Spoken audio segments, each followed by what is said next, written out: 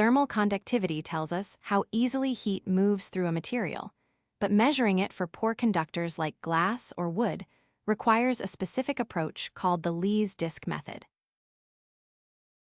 In this setup, we place a thin, circular sample of the material between two heavy metal disks.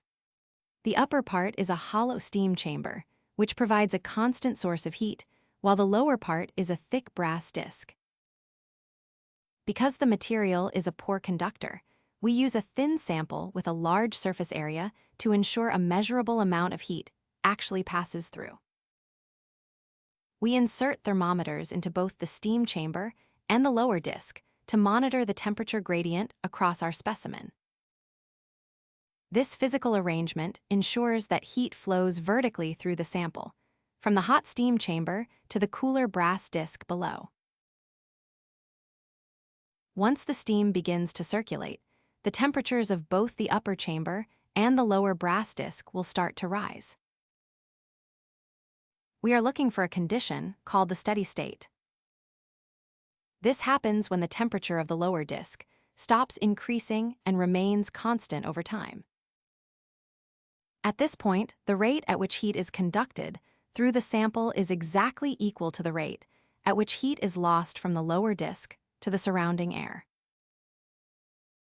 By recording these two stable temperatures, which we can call T1 and T2, we establish the temperature difference driving the heat flow.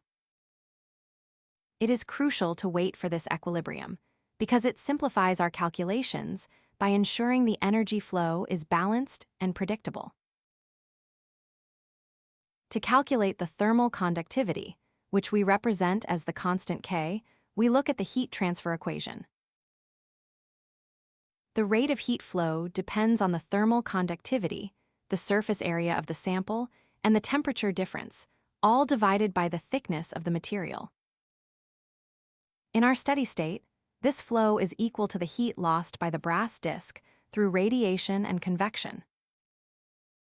However, we cannot directly see how much heat the disc is losing just by looking at it. This is why we must perform a second step, measuring the cooling rate of the brass disc itself. By knowing the mass and specific heat capacity of the brass, and observing how fast it cools down at the steady state temperature, we can determine the exact amount of energy leaving the system. In the final phase, we remove the sample and heat the lower brass disc directly until it is slightly above its previous steady state temperature. We then let it cool naturally and record its temperature at regular intervals to create a cooling curve. The slope of this curve at the steady state temperature gives us the rate of change of temperature with respect to time. When we multiply this rate by the mass and specific heat of the disc, we find the total heat lost per second. Finally, we plug this value back into our primary equation. By equating the heat conducted through the sample to the heat lost by the disc, we can solve for K and determine the thermal conductivity of our material with high precision.